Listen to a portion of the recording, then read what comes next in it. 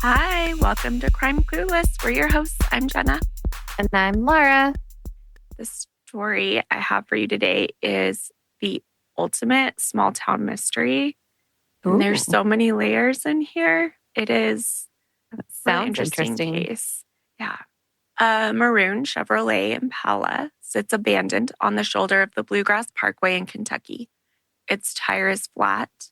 The keys are still dangling in the ignition, and a purse and cell phone lie undisturbed on the passenger seat. But there's no sign of the car's owner, 35-year-old Crystal Rogers, a mother of 5 from the close-knit town of Bardstown.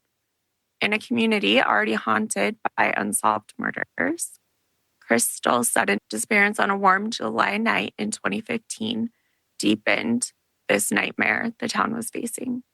How could a young mother vanish without a trace, and who was responsible? This is the story of Crystal Rogers, a tale of mystery, family, and a small town's quest for justice. Now, Bardstown, Kentucky is the kind of place that seems almost made for postcards. It's nestled in bourbon country. It proudly calls itself the bourbon capital of the world and was even voted the most beautiful small town in America in 2015. But beneath the quaint charm and the Southern hospitality, Bardstown had begun to harbor some dark secrets. In the years leading up to Crystal's disappearance, the town was rattled by a series of brutal, unsolved killings that had left residents on edge. Oh, wow. That's wild. Yeah. In May 2013, a beloved police officer, Jason Ellis, was ambushed on his way home, shot dead after encountering debris deliberately placed on a highway ramp. Officer Ellis was a 33-year-old canine officer with the Bardstown Police Department. He was known in the community as a dedicated law enforcement officer and a family man with 2 young sons. Sad. Really sad. He's so young, too. Yeah. On May 25th, 2013, Ellis was driving home from a late shift when he was ambushed and murdered in what many believe was a targeted hit. Around 2 a.m., he exited the Bluegrass Parkway at exit 34 and encountered tree branches deliberately placed on the road. When he got out of his vehicle to move the debris, and at this point he was unarmed and alone, he was shot multiple times with a 12-gauge shotgun and killed. Wow. His police cruiser's lights were still flashing when motorists discovered his body shortly after. There were no suspects, no eyewitnesses, and no surveillance footage. Investigators concluded that it was a planned attack and not a random act of violence. The murder stunned Bardstown and drew national media attention. A police officer killed in such a calculated fashion, and now, over a decade later, almost 13 years later, it's unsolved. There were rumors of drug rings, police corruption, and possible connections to other violent events in Bardstown. Some locals and even members of the Ballard family, Crystal's relatives, who we'll talk about more, later speculated that Crystal's case might be connected to Ellis's, that maybe Crystal knew something or that certain criminal elements had influence in both cases. Now, to be clear, no official link has ever been established, but the timing and the proximity of these events made many in Bardstown wonder if they were part of a larger, more sinister pattern. The town of Bardstown is a smaller community. They have just over 13,000 people. So when we talk about the things that are coming, starting with Jason and then even the things before that, it's important to note that this isn't like an urban big city. It's small. 13,000 is pretty small. The following year, in April 2014, a local teacher, Kathy, and her 16-year-old daughter, Samantha, were murdered in their own home just outside Bardstown. Now, the murder of Kathy and Samantha were among the most brutal and heartbreaking crimes in Bardstown's recent history, and these two as well remain unsolved to this day. Oh. Yeah. It's I hate when they are unsolved like that. mhm, We always talk about that. I don't like that.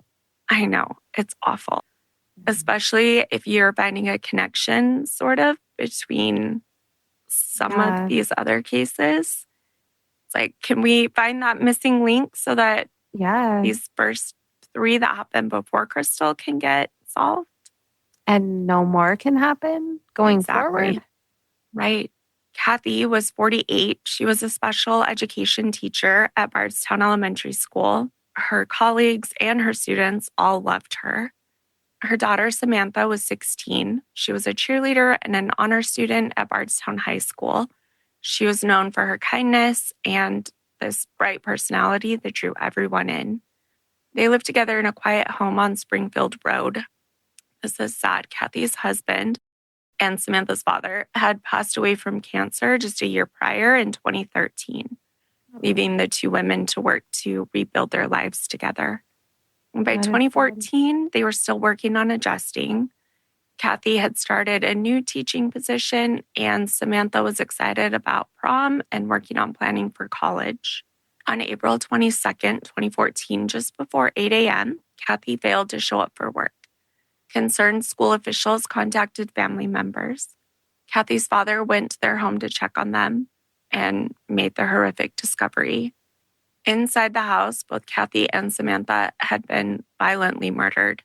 Police described the scene as gruesome. Both women had suffered blunt force trauma and had multiple gunshot wounds. Wow. Samantha showed signs of torture. The attack felt incredibly personal and brutal, with indications that the killer may have spent some time in the house. There was no sign of forced entry, suggesting that the victims may have known the killer or let them in. Now, from the outside, authorities believed the murders were not random. But despite extensive investigation, including interviews with friends, family, and colleagues, a review of Kathy's and Samantha's digital footprints, as well as DNA evidence gathered from the scene, and surveillance footage from nearby locations, we have all of it. No arrests have ever been made. That is awful. Yeah. I can't believe that they have all of that Mm-hmm. surveillance, DNA, everything. Yeah. And we can't get somebody. Right. I think police felt the same way because that October, so about 6 months later, police released surveillance video of a car seen near the scene around the time of the murders. It was a black Chevy Impala, but they never confirmed whether it was connected, more so putting it out to see if the driver knew anything or if anybody could help them ID who was driving that to maybe get some answers. Yeah. The nature of the attack, the excessive violence, plus possible torture, led some to believe, like I said, that it was targeted, but also maybe revenge driven. There has been speculation linked to the death of Kathy's husband. I'm not sure on the connection there since he passed away from cancer, or some other unknown issue in her personal or professional life. But they did interview friends, family, colleagues, and they didn't find anything. There were unconfirmed whispers in the town. So the rumor mill coming up with anything they could think of, I'm sure. The unconfirmed rumors were about either possible drug connections or whether Kathy had stumbled on sensitive information, maybe something at work that she wasn't supposed to know. I mean, that seems a little bit like a stretch when you work at an elementary school, but Yeah. I think they're just trying to find answers, right? When that's so perplexing. Yeah. The only thing I could think of, like at an elementary school, if she had found like child abuse in one of the kids and confronted the parents or something like that, Oh, possibly. Yeah. and they didn't want her to report them. That's the only thing I could think of, like at a elementary school. Yeah. I could see other things that maybe at high school, for sure at a college, but I don't Yeah. know. Yeah, that's a good theory though. To date, we have no credible suspects publicly named. The Kentucky State Police and the FBI have both investigated, but the case remains open and cold. There is a $50,000 reward for information that leads to the arrest in Kathy and Samantha's case. Now, those three cases remain unsolved and baffling. And again, we're talking about a town of only 13,000. There was a sense of unease that settled, a feeling that a killer or killers were walking among them without consequence. And it's this backdrop that Crystal Maria Rogers, a lifelong Bardstown resident, was working to build just an ordinary life, but that's what's going on in the community at this time. Crystal was a tall, blonde, 35-year-old mother of five. I think she was 5'9", so quite a bit taller than me or you. Yeah. She was known for her warm personality and devotion to her children. By 2015, she was living with her longtime boyfriend, a man named Brooks Houck, on the Houck family farm. And I did see some reporting that said the last name is Houck, but it's Houck. And most said Houck, so we will say that, but I apologize if that's incorrect. Brooks was the father of Crystal's youngest child, a 2-year-old boy. And then Crystal had 4 other children from previous relationships that were all older, of course. The reporting kind of differed on how long they'd been together, but most accounts say 3 to 4 years. By all appearances, they were a regular couple, co-parenting in a blended family. Crystal's other kids meant the household was bustling. 5 kids, you've got lots going on all the time. Friends and family said Crystal's world revolved around her kids, and she stayed in close contact with her extended family who lived in Bardstown. Those close to Crystal would later say that not everything in her life was storybook perfect. There were tensions that seemed to simmer beneath the surface with Brooks. Still, nothing foreshadowed the tragedy that was about to unfold. On July 4th weekend of 2015, Bardstown was gearing up for picnics and fireworks, all the fun small town community events. Crystal spent July 3rd with Brooks and their little boy. According to Brooks, that night, Crystal was relaxing at home on her phone, playing games, when he went to bed around midnight. He claimed that when he woke up the next morning, Crystal was gone, and so was her car. At first glance, perhaps that wasn't alarming. Crystal occasionally spent nights at a cousin's house she was close with or with other family members. But as that 4th of July came and went with no word from Crystal, her family grew worried. It was extremely unlike her to ignore calls or be completely out of touch, especially with 5 children depending on her. By the morning of July 5th, 2015, Crystal's mother, Sherry Ballard, had a gnawing fear that something was very wrong. Sherry reported Crystal missing that day when none of the family could reach Crystal. Then, later on July 5th, Crystal's 2007 Chevy Impala was found abandoned along the Bluegrass Parkway at mile marker 14. Motorists spotted the car on the roadside and contacted authorities. A relative of Crystal's arrived at the scene as well. The scene really only intensified everyone's worst fears. The car had a flat tire, as if to stage it to look like a breakdown, because they found a single nail poked into it that they could tell was deliberate and not just something she had run over. Inside the car were all of Crystal's personal belongings. Her keys, purse, and cell phone were left behind in the car. And no one is walking away from their phone and purse on a dark highway. Yeah, no. If you have to get help for that flat tire, you are taking your phone with you. Yeah, for sure. You would not leave that behind. Even if it was dead or you didn't have service right there, you'd be taking it. Of course. And my purse. I wouldn't leave my purse in my car. No. To Crystal's family and to investigators, that right off the bat was a glaring sign of foul play. Sherry later said she knew as soon as they found the car that her daughter hadn't left on her own. Something bad had happened. Police towed the vehicle and began a missing person investigation.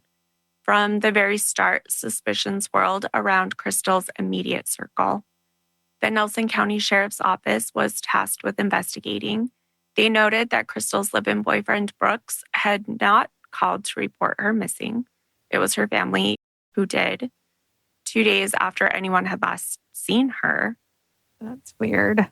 It is weird. You would think he would call on the night of the 4th after not hearing from her all day. Yeah. Especially if he didn't know where she had gone and was expecting her back. And they have 5 kids together. Yeah. Or, at least 5 kids there at the house that are hers. And her 2-year-old, I'm sure, he needed things from her. Yeah. Well, and if he's working, I don't know if it was like the weekend, but. I mean, it was the 4th of July holiday, and she actually worked for his family's construction business. Mm-hmm. I think they had the day off to go do fun holiday. But even the next thing. day. Exactly. Call that morning when she doesn't come home. Or you can't get a hold of her. Yeah. To Sherry and the rest of Crystal's family, Brooke's casual attitude was an immediate red flag. Crystal's sister, Brooke, remarked that Brooks had not offered once to search, to help, or to do anything for the family. And she expressed frustration that he showed no urgency and no concern, which is odd. For sure. As the search for Crystal began in earnest, the Houck family farm became an important focus. After all, Brooks was the last known person to see Crystal alive. He told police that on July 3rd, they had been at his family's farm where they often spent time. And that night at home, she was playing a game on her phone and he went to sleep. By his account, Crystal must have left sometime overnight. However, Brooks did not contact any of Crystal's family on July 4th to ask if she was with them. He didn't notify police about her absence. He later explained that he wasn't initially worried because, like we mentioned, sometimes Crystal went to visit relatives. To investigate. Do you do that, though, without letting your boyfriend know who lives with you, where you're going? I wouldn't think so. And maybe that's how she was. But if I was like, hey, I'm going to go stay at Jenna's house for a couple days, I would definitely let my husband know. Yeah, right? Yeah. Like, here's where I'm going to be. And I'm going to be gone this long. Expect me back this day. And I just felt like if I woke up and Brandon wasn't here, I would be frantic, checking everywhere. I mean, of course, he doesn't have a history of staying other places, but I would still just want to make sure that that's really what it was. Yeah, and that's that where she had gone. Happened, right? Yeah. Yeah, I would love to know if she told him when and where she was going other times. Yeah, that's what I was thinking too. If that had been like her behavior pattern, that she would frequently go somewhere and not tell him, which that still seems odd to me too. But agreed. I don't know. Yeah. Investigators didn't really like that explanation, especially given what they found with Crystal's car when it turned up. Within days of Crystal's disappearance, Brooks was formally interviewed by Nelson County Sheriff's detectives. The interview was on July 8th, 2015. It might be one of the most bizarre parts of the case. Partway through the police investigation, Brooks's cell phone began ringing. The caller was his brother, Nick Houck, who was a Bardstown police officer. It appears that Nick was calling in the middle of the interview to urge Brooks not to speak to the police any further. Investigators were stunned. It appeared Nick was trying to interfere with an active investigation, essentially telling his brother to shut up and get out of there. The sheriff later revealed that Nick's call indicated that he was, quote, somehow involved, or at least attempting to obstruct the case. The unusual intervention by a police officer immediately drew scrutiny upon Nick himself. The day after that interrupted interview on July 9th, Nick was called before a grand jury to answer questions about Crystal's disappearance. I am kind of impressed with how fast that moved, that it was just the day after and they had him in. Around that time, Nick stopped cooperating with his own department's investigation. Troubling. In an effort to clear his name or perhaps to appear cooperative, Nick agreed to take a polygraph test administered by Kentucky State Police, but he dragged his feet in scheduling it.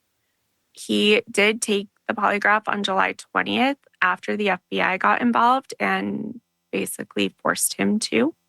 The results of Nick's lie detector test were never officially released, but according to Bardstown police chief at the time, the polygraph examiner reported grave concerns about the results. Interesting. Essentially indicating that Nick had showed signs of deception. On October 16th, 2015, Nick was fired from the Bardstown Police Department. And at the same time, the sheriff officially named Brooks as the prime suspect in Crystal Rogers' disappearance. The Houck brothers were once a respected law officer and businessman in the community, and they were now both under this dark cloud of suspicion. From the beginning, Crystal's family strongly believed that Brooks knew more than he was saying. They publicly said they suspected Brooks was involved in Crystal's disappearance. Sheriff Ed Mattingly told reporters in October 2015 that he believed Crystal Rogers was likely dead and that Brooks Houck was the only suspect they had. It's a pretty damning statement, essentially the sheriff announcing that he thought Brooks had killed his girlfriend. Yeah. However, despite this, no arrest was made at the time. The case was circumstantial. They had no body. They had no crime scene. They really had no direct evidence of a crime. And prosecutors didn't feel like they could charge Brooks Houck with the murder in 2015.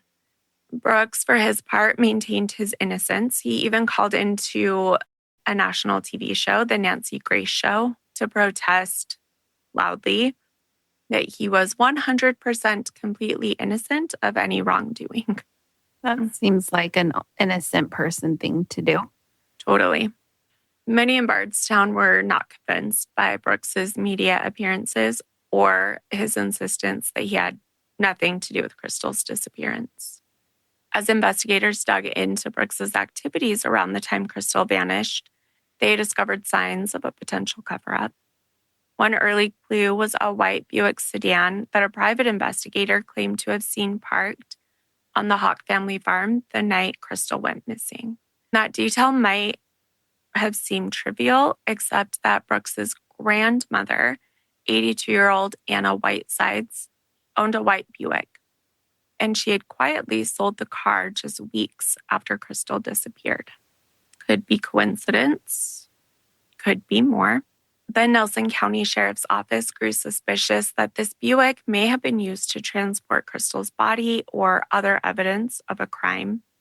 In spring 2016, a subpoena was issued ordering Anna Whitesides to testify before a grand jury, and it explicitly stated investigators' belief that her car, quote, may have been used to dispose of a body and then cleaned up and sold to hide evidence. Now, this is his grandma's car, correct? And his grandma who was testifying. Yeah.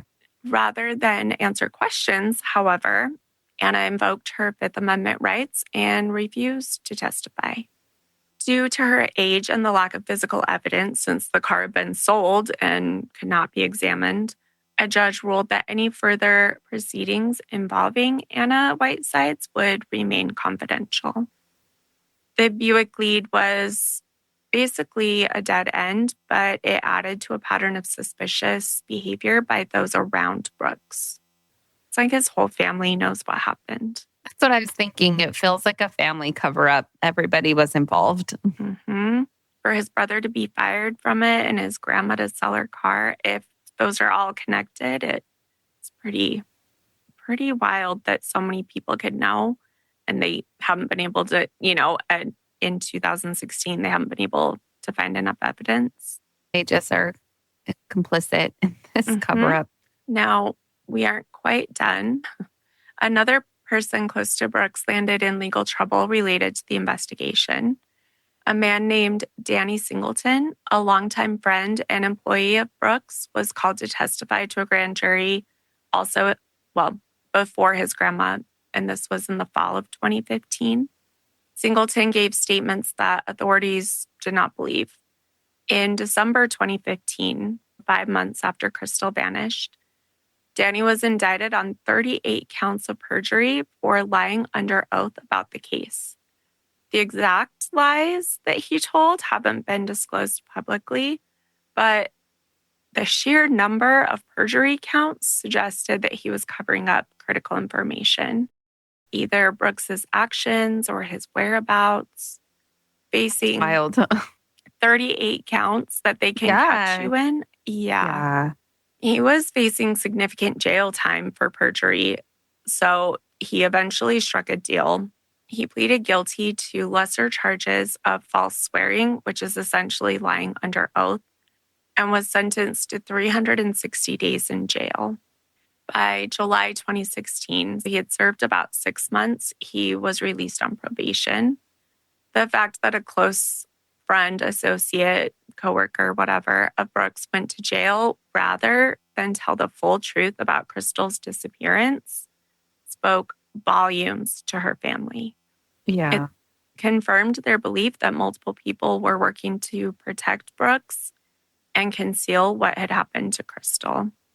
During all of this, search efforts for Crystal were extensive and ongoing. In the weeks and months after she went missing, hundreds of community volunteers joined law enforcement in combing through the rural areas around Bardstown. The Houck family farm, where Brooks said he last saw Crystal, was searched multiple times with cadaver dogs and forensic teams. Lakes, woods, and empty fields were scoured for any sign of Crystal.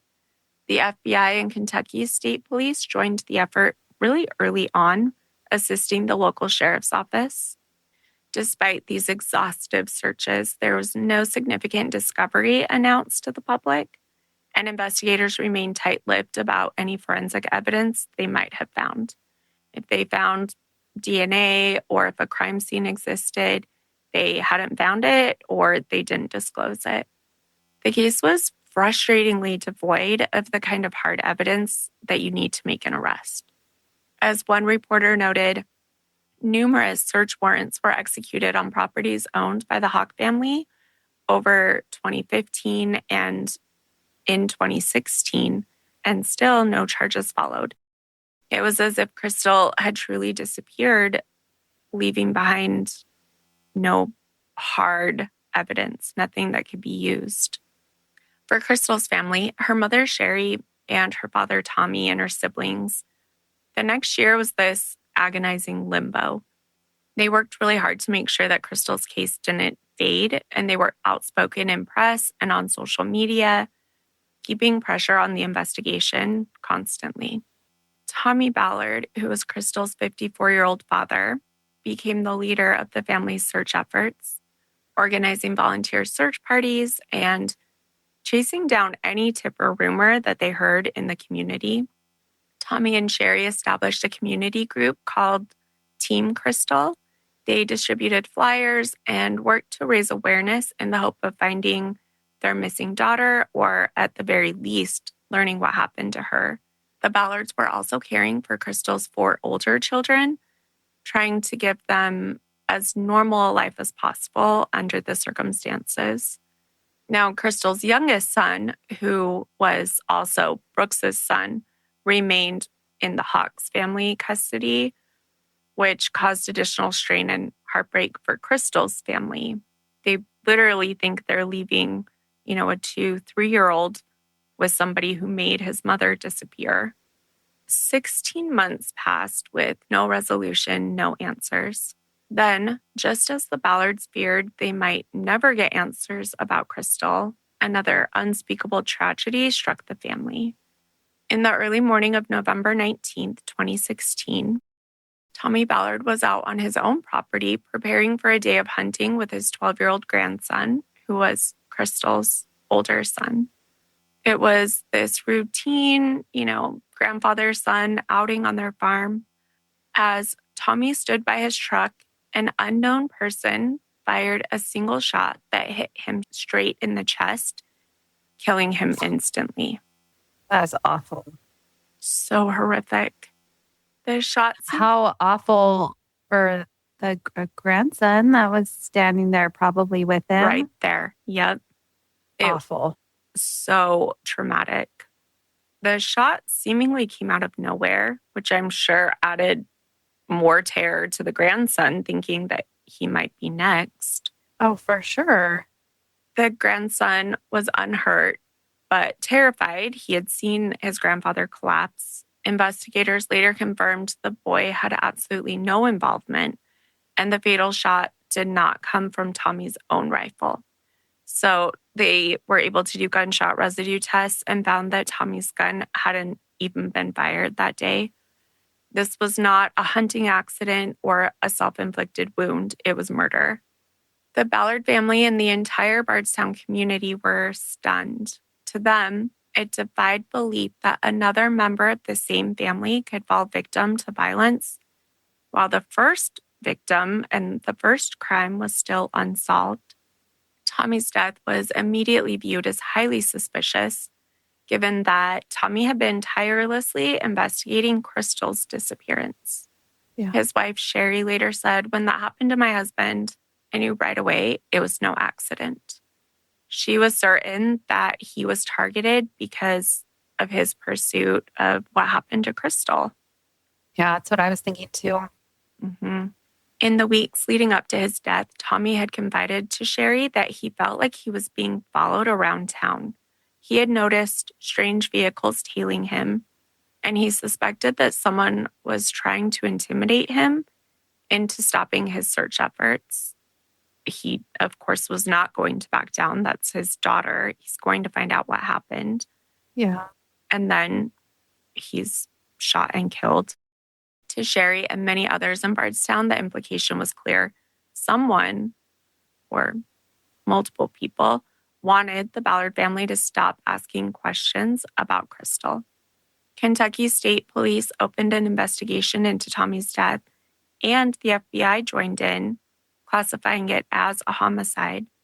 Yet, just like these other notorious Bardstown cases, Tommy's murder yielded no immediate suspects or arrest. Even today, no one has ever been charged for Tommy's shooting, and it remains unsolved. The FBI publicly appealed for information and offered a reward, which eventually rose to $50,000 for any tip that could lead them to the killer. Leads, though, have been scant. It was as if a ghost was out there and had shot Tommy and vanished. Tommy's murder deepened this dark cloud that is surrounding Bardstown now. By the end of 2016, so remember, we only have 13,000 people, and they've witnessed 5 unsolved deaths in just a few years. That's wild. Mm-hmm. That's scary. It's to really be in that scary. area. Right. And so then you can imagine why tips are few and far between. They've gotten away, if they are all connected, you've gotten away with 5 of them. What's to say they won't get away with another? Right. The pattern was impossible to ignore. Residents whispered theories about whether these crimes were connected or if their town was cursed. I mean, you've got to go far and wide when you have no actual answers. Yeah. They wondered if there was a ring of criminals operating with impunity in the area. They wondered if there was police corruption involved, given that one suspect's brother was a cop and one victim, our first victim in 2013, was a cop. Trust for the community and law enforcement was shaken for some. I mean, Brooks's brother Nick had been fired for allegedly impeding Crystal's investigation. For a time, conspiracy theories ran wild. Everything from a drug cartel to police cover-ups to a serial killer were floated on social media and in whispered conversations around town. Bardstown's reputation was transforming. No longer just a picturesque tourist stop for bourbon lovers. It was now known as, quote, the most beautiful small town with the ugliest secrets, Yeah. which is intense. Yes. Amid the fear and rampant speculation, Crystal's case remained the most prominent because remember, still, she's not been found, and perplexing. The Ballard family soldiered on despite their grief, holding vigils for Crystal and Tommy, speaking with media and relentlessly urging anyone with knowledge to come forward. They were able to raise their own reward, eventually $100,000, for information about Crystal's whereabouts.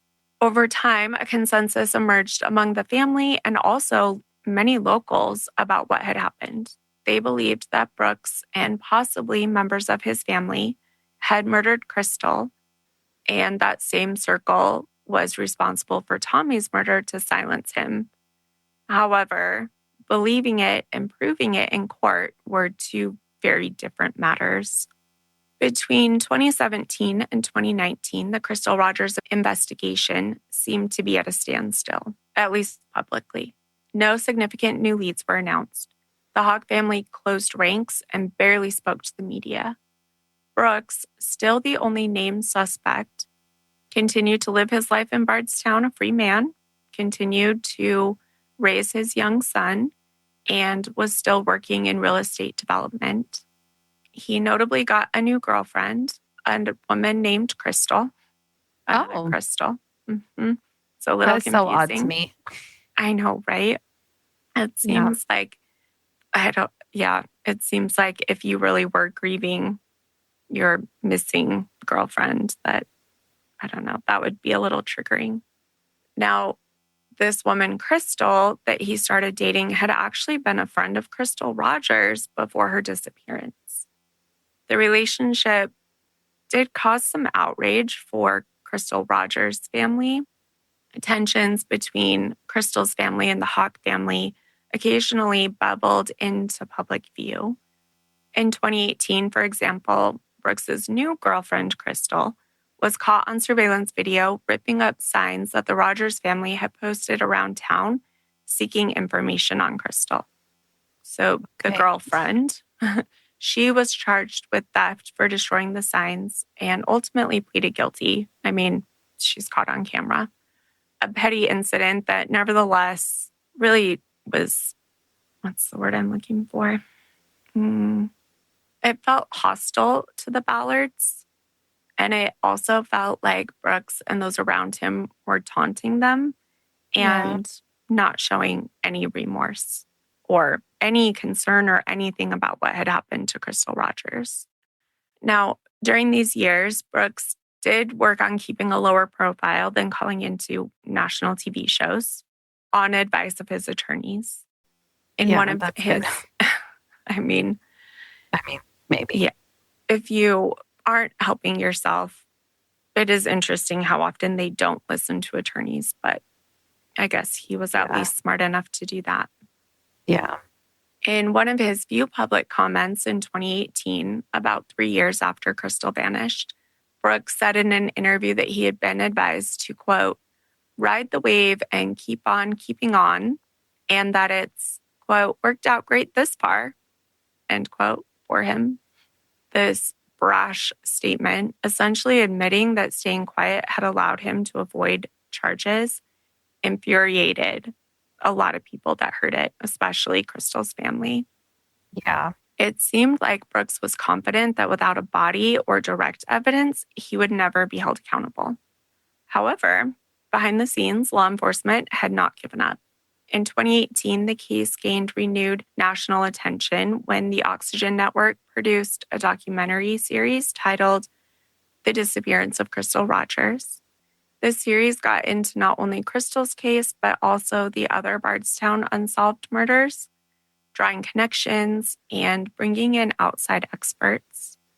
The publicity put new pressure on investigators to solve the case. New tips reportedly came in during and after the show's airing, which often happens in cold case TV spotlights. By 2019, Bardstown got a new sheriff, a man named Ramon, and he publicly committed himself to finally cracking the Rogers case. He hinted to reporters that the authorities had a pretty good idea of what had happened to Crystal, But still, and we're 4 years later, they still needed more solid evidence before they could make a move. This statement was both reassuring and frustrating to the family. It suggested the police did have a theory, and probably likely the same one that the Ballards believed, which involved Brooks. But 4 years had passed with no arrest. And that is where I'm going to leave you for part 1. Oh, no. This case has so many twists and turns and players and tragic events and murders that happened all in this small town that it's a lot to fit into just one episode. But we never like to leave you hanging. So we will have the second part in your feed right now. Okay. Join us next time.